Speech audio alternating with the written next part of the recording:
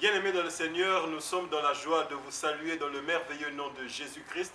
Nous sommes l'Église Le Remède et nous revenons à vous dans notre série des thèmes qui traitent de la loi, la grâce, la foi. Nous avons commencé ce sujet depuis le premier semestre de cette année et nous avons connu une petite interruption lorsqu'il a fallu aborder les questions de la Pâque et nous voici à présent rentrant sur cette question et nous avons la joie aujourd'hui de recevoir avec nous le révérend docteur Jean-Jacques Makonda Diabanza qui sera notre invité principal et avec lui nous allons exploiter le chapitre 6e du livre de Romains. Pasteur, bonjour. Bonjour.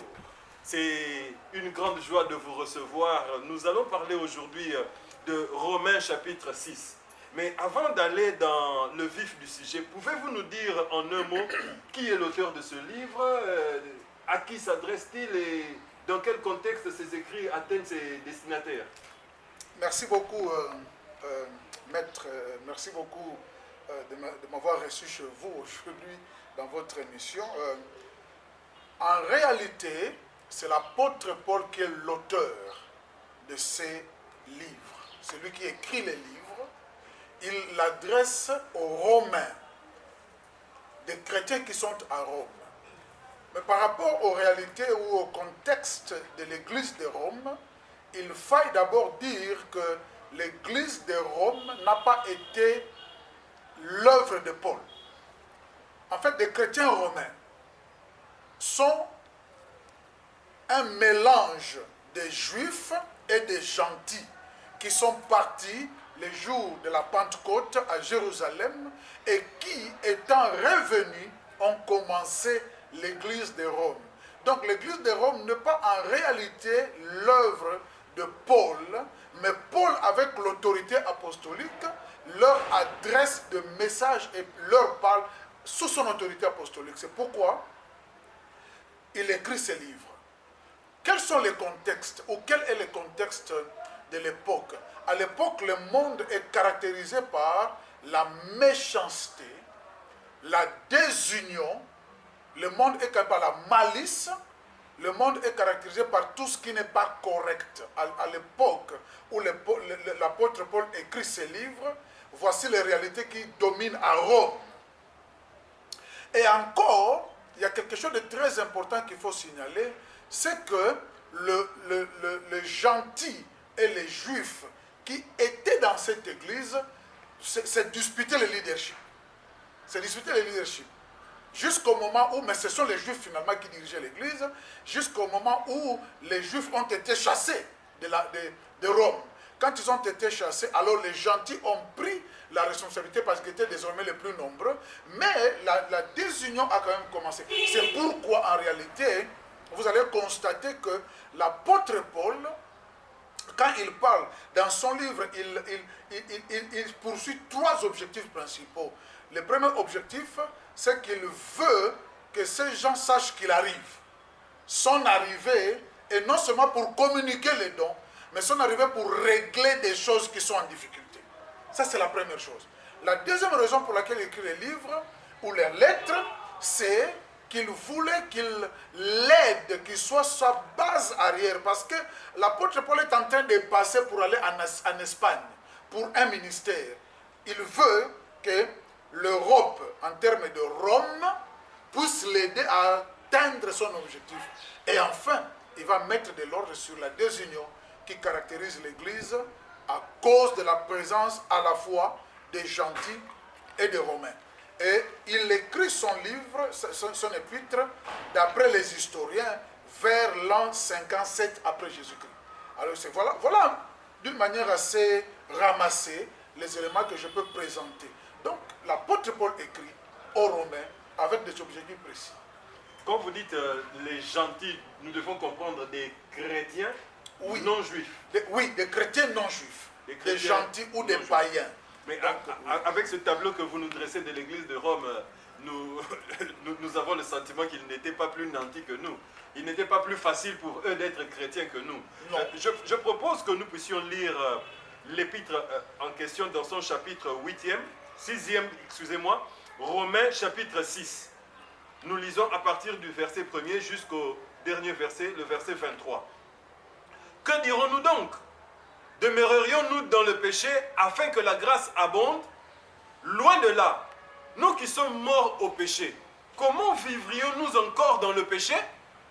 Ignorez-vous que nous tous qui avons été baptisés en Jésus-Christ, c'est en sa mort que nous avons été baptisés? Nous avons donc été ensevelis avec lui par le baptême en sa mort, afin que, comme Christ est ressuscité des morts par la gloire du Père, de même nous aussi, nous marchions en nouveauté de vie. En effet, si nous sommes devenus une même plante avec lui par la conformité à sa mort, nous le serons aussi par la conformité à sa résurrection, sachant que le vieil homme a été crucifié avec lui, afin que le corps du péché fût détruit, pour que nous ne soyons plus esclaves du péché. Car celui qui est mort est libre du péché. Or, si nous sommes morts avec Christ, nous croyons que nous vivrons aussi avec lui, sachant que Christ ressuscité des morts ne meurt plus. La mort n'a plus de pouvoir sur lui, car il est mort, et c'est pour le péché qu'il est mort une fois pour toutes. Il est revenu à la vie, et c'est pour Dieu qu'il vit. Ainsi vous-même, regardez-vous comme morts au péché, et comme vivants pour Dieu en Jésus-Christ. Que le péché ne règne donc point dans votre corps mortel, et n'obéissez pas à ses convoitises. Ne livrez pas vos membres au péché comme des instruments d'iniquité, mais donnez-vous vous-même à Dieu comme étant vivants, de mort que vous étiez, et offrez à Dieu vos membres comme des instruments de justice.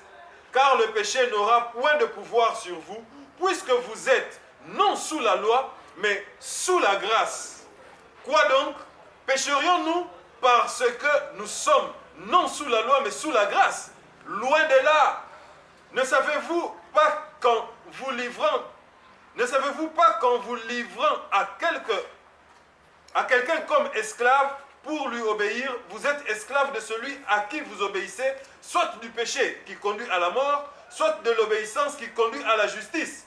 Mais grâce soit rendue à Dieu de ce que, après avoir été esclave du péché, vous avez obéi de cœur à la règle de la doctrine dans laquelle vous avez été instruits. Ayant été affranchis du péché, vous êtes devenus esclaves de la justice.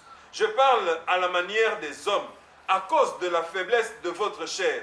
De même donc que vous avez livré vos membres comme esclaves à l'impureté et à l'iniquité pour arriver à l'iniquité, ainsi maintenant livrez vos membres comme esclaves à la justice pour arriver à la sainteté.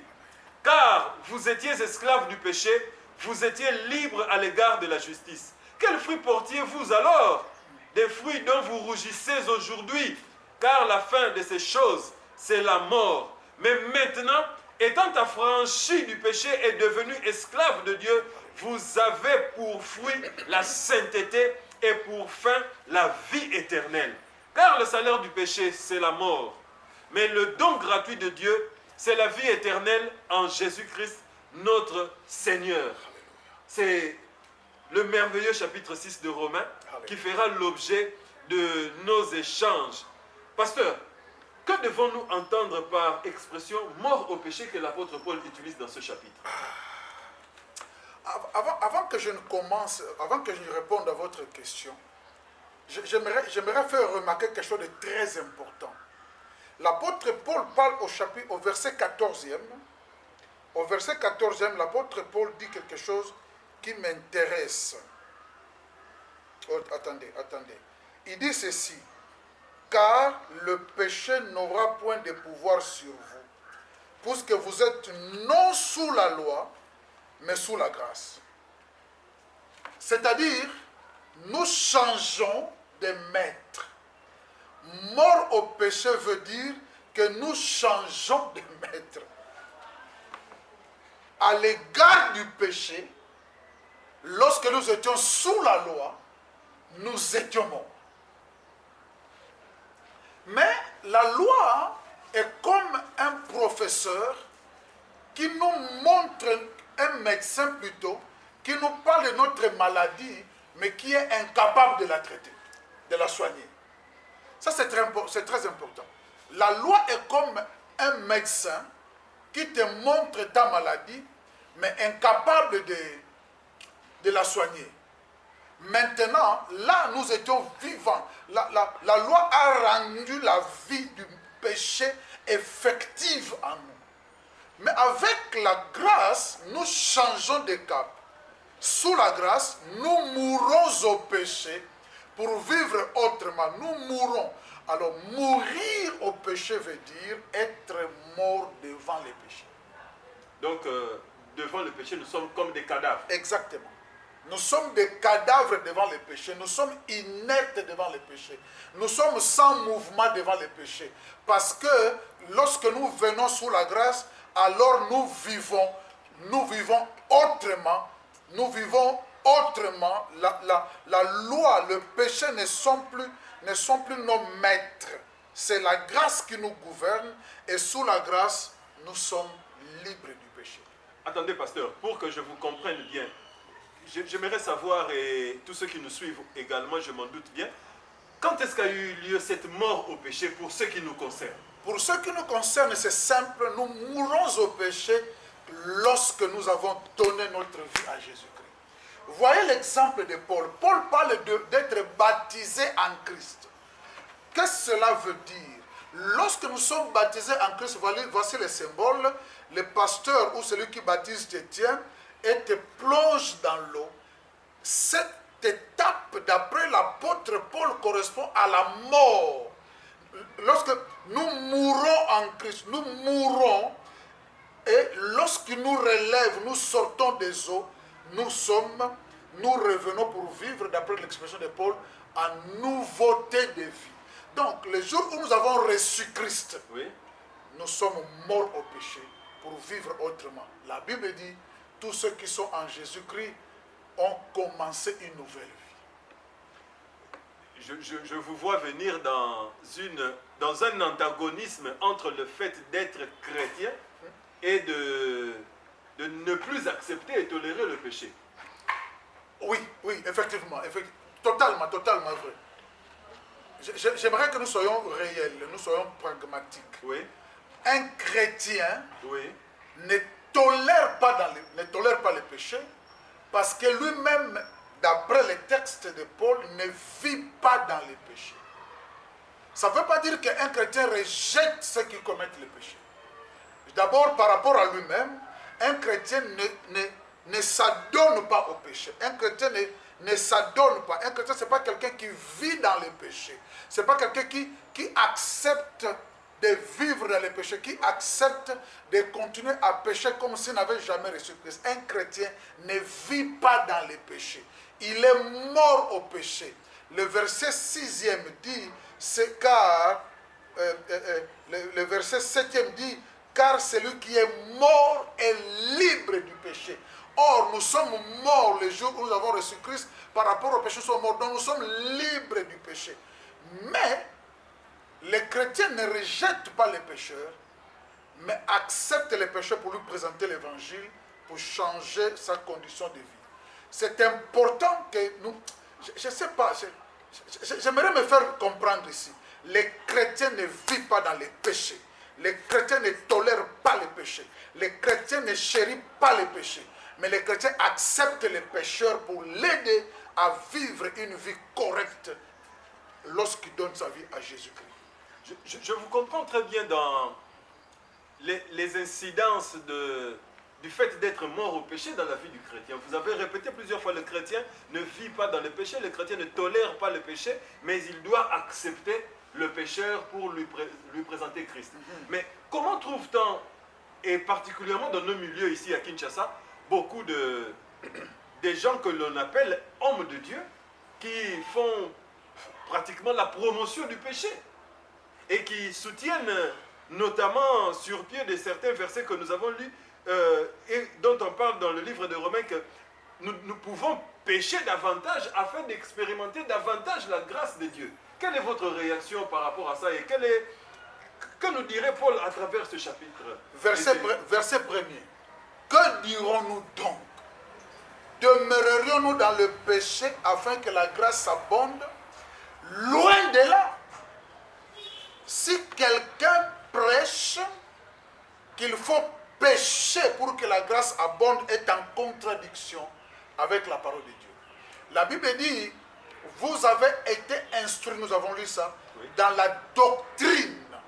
Il n'y a pas, écoutez ça, il n'y a pas saine doctrine s'il n'y a pas sainteté. Il n'y a pas saine doctrine. Dites ce que vous voulez, faites ce que vous voulez, pensez ce que vous voulez. Il n'y a pas du tout saine doctrine s'il n'y a pas sainteté. Personne dans la Bible n'a expliqué les points doctrinaux plus que Paul, mais aussi personne dans la Bible n'a parlé plus de la sainteté que Paul. Il n'y a pas possibilité de parler de la sainte doctrine lorsque le péché est accepté. Le péché vient annuler tout ce qui est saint dans la doctrine. Donc, je suis chagriné d'apprendre que beaucoup de prédicateurs disent qu'il faut, un courant de prédicateurs dit qu'il faut beaucoup pécher pour que la grâce surabonde. C'est totalement en contradiction par rapport à la parole de Dieu. En contradiction. Alors, je crois qu'il nous appartient ou il vous appartient de marteler sur ce message en soutenant que la vie chrétienne est totalement incompatible avec quelque pratique de péché que ce soit. Totalement. Et c'est même la raison d'être de cette émission. Vous voyez, ça c'est la 40e émission. C'est la 40e production que nous faisons. Le souci est vrai. Il y a la grâce de Dieu qui est là. Oui. Mais la grâce n'est pas un argument pour tomber, pour vivre dans le péché. C'est toute la difficulté qui se présente lorsque nous écoutons beaucoup, pas seulement au Congo, beaucoup de prédicateurs que nous suivons sont de ce courant. En réalité, celui qui prêche la vie chrétienne sans sainteté a un corps sans âme. Vie chrétienne sans sainteté, corps sans âme. Mais vous avez dit qu'il est mort en fait. Mais oui, la mort par rapport à la vie chrétienne, c'est pas ça la vie chrétienne. Non, la mort par rapport au péché c'est différent. Je parle de quelqu'un qui vit dans la vie chrétienne sans sanctification, c'est un corps sans âme. Pasteur, dites-nous un peu, est-ce que c'est possible d'être chrétien sans être mort au péché et, j'aimerais bien préciser, sans apporter de preuves que l'on est mort au péché, c'est-à-dire vivre de manière désintéressée au péché. Jean-Baptiste, voulant baptiser les pharisiens qui venaient chez lui, oui, il leur dit, qui vous a appris à fuir... Non, Matthieu chapitre 3e. Qui vous a appris à fuir la race des vipères? Produisez donc des fruits dignes de la repentance. Les disciples posent la question, à Jésus. Jésus dit, vous les reconnaîtrez à leurs fruits. La vie chrétienne n'est pas quelque chose de secret. La vie chrétienne se vit en public. Il n'est pas possible d'être chrétien et de ne pas porter des preuves de repentance, de ne pas porter des preuves qu'on a changé de vie, de ne pas porter des preuves de haine par rapport au péché. Impossible. Et si je vous donnais 2 minutes, 3 minutes à travers cette tribune pour vous adresser à ce genre de chrétiens justement qui se délectent dans la vie de péché au motif qu'ils veulent fructifier davantage la grâce de Dieu et la rendre plus visible au travers de leur vie. Que leur diriez-vous? La première chose que je leur dirais, est-ce que vous êtes vraiment convertis? D'après ce texte, il n'est pas possible d'être chrétien et de vivre dans le péché. Et l'expression que vous avez utilisée de se délecter dans le péché, de prendre du plaisir dans le péché, il n'est pas. Le vrai chrétien qui tombe dans le péché en pleure. Il en pleure parce que le Saint-Esprit ne le laisse pas libre.